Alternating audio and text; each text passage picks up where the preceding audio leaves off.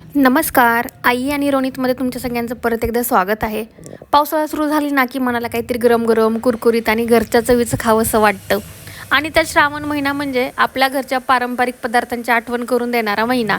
आज मी बनवते अशीच माझ्या आवडती खमंग कुरकुरीत कोथिंबीर वडी. कोथिंबीरचा सुगंध, बेसनाचा खमंगपणा आणि बाहेर पडणारा पाऊस, यापेक्षा सुंदर कॉम्बिनेशन अजून काय सांगू शकते. आत्ता बाजारामध्ये भरपूर कोथिंबीर आलेली आहे. सगळ्यात आधी मी घेतली आहे ताजी कोथिंबीर. कोथिंबीर आपण बाजारातून आणून नीट निवडून स्वच्छ धुवून घेतलेली आहे. पावसाळ्यात कोथिंबीरीमध्ये माती किंवा बारीक कचरा राहू शकतो, म्हणून ती स्वच्छ धुणं खूप महत्त्वाचं आहे. कोथिंबीर स्वच्छ धुवून घेतल्यानंतर ती मी बारीक चिरून घेतली आहे.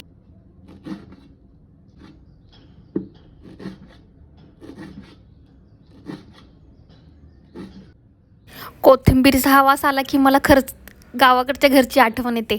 पावसाळ्यात अंगणात पडणारा पाऊस आणि घरात आईने केलेली गरम गरम कोथिंबीरची वडी, तो स्वयंपाकघरातून येणारा खमंग वास, त्या आठवणींची चव काही वेगळीच असते. किती नवीन पदार्थ खाल्ले तरी घरच्या पारंपरिक पदार्थांची सर कशालाच येत नाही. आता या कोथिंबीरीमध्ये मी एक छान वाटण घालते.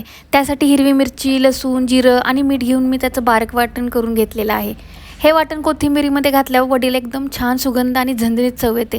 खरं सांगायचं तर या वाटणामुळेच कोथिंबीर वडीची चव अजून खुलून येते. हिरव्या मिरचीचा तिखटपणा, लसणाचा स्वाद आणि जिऱ्याचा हलका सुगंध सगळं एकत्र आली की वडी एकदम खमंग लागते. आता या बारीक चिरलेल्या कोथिंबीरमध्ये मी घालते तांदळाचं पीठ, बेसन पीठ, हळद, मीठ आणि ओवा.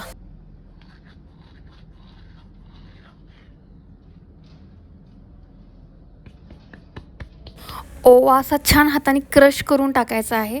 त्याच्यामुळे ओव्याचा छान सुगंध येतो. आणि आपण जो आत्ता वाटण तयार करून घेतलेलं आहे ते वाटण, कोथिंबीर वडीची खरी मजामध्ये कोथिंबीरीचा भरपूर स्वाद आणि मसाल्यांचा योग्य बॅलन्स. आता हे सगळं छान एकजीव करून घेतलं की आपलं मिश्रण तयार होईल. मिश्रण खूप पातळ किंवा घट्ट नको. कोथिंबीरीला बेसन आणि मसाले छान कोट झाले पाहिजेत. हाताने मळताना कोथिंबीरीचा सुगंध अक्षरशः संपूर्ण स्वयंपाकघरात पसरतो. इकडे मी पातेल्यात पाणी ठेवून त्याच्यावर चाळण ठेवलेली आहे. चाळणला तेल लावून घेतलेलं आहे म्हणजे आपल्या वड्या चिटकून बसणार नाहीत. आणि आता या मिश्रणाचे छान रोल करून घ्यायचे आहेत. हे रोल व्यवस्थित घट्ट असणं महत्त्वाचं आहे, कारण वाफल्यानंतर आपल्या सुंदर आकाराच्या वड्या कापता येतील. आणि आपल्या घरच्या पद्धतीने बनवलेली ही कोथिंबीर वडी अगदी साधी आहे, पण चवीला मात्र एकदम भारी आहे. श्रावण महिना आला की वातावरणात एक वेगळी शांतता जाणवते.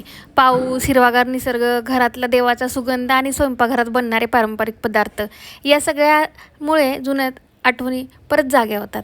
आज आपण किती बिझी असलो तरी आपल्या लहानपणाच्या चवी आणि त्या चवीशी जोडलेल्या आठवणी मनात कुठेतरी कायम राहतात.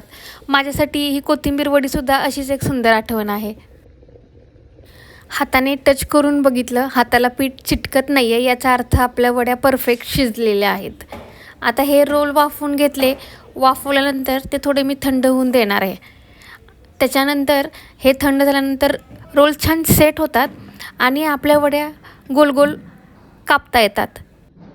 वड्या कापताना त्या ना खूप पातळ हव्यात ना खूप जाड, मध्यम जाडीच्या वड्या छान होतात. आणि बघा, आतून कोथिंबीरचा सुंदर हिरवा रंग दिसतोय. आता ह्या वड्या तळण्यासाठी तयार आहेत. आता कढईमध्ये तेल गरम करून या वड्या छान तळून घेऊयात. वड्या तेलात सोडल्या की जो खमंग वास यायला सुरुवात होते ना, तेव्हा समजतं की आता काहीतरी खूप स्वादिष्ट तयार होते. बाहेर पाऊस पडत असताना घरात गरमागरम कोथिंबीर वडी आणि सोबत चहा आणि त्या खिडकीतून पावसाकडे बघत बसायचं. अशा छोट्या छोट्या गोष्टींनाच आयुष्याच्या मोठ्या आठवणी बनतात. गावाकडे पावसाळ्यात अशी गरम गरम भजी, वडी आणि चहा, हे कॉम्बिनेशन म्हणजे एक वेगळंच सुख असतं. तुमच्याही घरात कोथिंबीर वडी अशाच पद्धतीने बनवतात का? तुमच्या घरची खास पद्धत किंवा एखादी आठवण असेल तर मला कमेंटमध्ये नक्की सांगा. आणि अशाच पारंपरिक, घरच्या आणि मनाला जोडणाऱ्या रेसिपींसाठी आई आणि रोनितला सबस्क्राईब करायला विसरू नका. व्हिडिओ आवडला तर लाईक करा आणि शेअर करायला विसरू नका. बघा, आपल्या गरमागरम कोथिंबीर वड्या अगदी छान तळून तयार झालेल्या आहेत. वरून एकदम कुरकुरीत आणि आतून मऊ खमंग आणि कोथिंबीरीच्या चवीने भरलेल्या. खरंच सांगते, या वड्यांचा सुगंध इतका छान आहे की गरम असतानाच एक खावीशी वाटते. या कोथिंबीर वड्या गरम गरम चहाबरोबर सर्व केल्या तर त्याची मजाच काहीतरी और येते.